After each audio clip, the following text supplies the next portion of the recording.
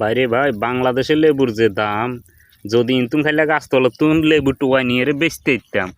আর মনে হয় লেবু ব্যবসা করে আমি অল্প দিনে বড় হয়ে যেতাম। আপনারা ভিডিওটা দেখতে থাকেন, আমরা দেখাইতাম চাই, দেখাইতে থাকি। ও মা গুতা খাইছি রে গাছের লগে, দেখছেন নি ভাই? লেবু গাছতলা পড়ে রয়েছে, দেখছেন না? ফাঁকি পড়ে রয়েছে, খাইনা মানুষ নেই।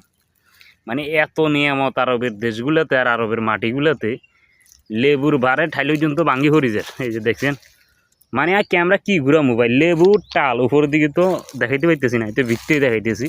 এই যে কইছি যে লেবুর বারে ঠাইল ভাঙ্গি পড়ি যায়, দেখছেন না?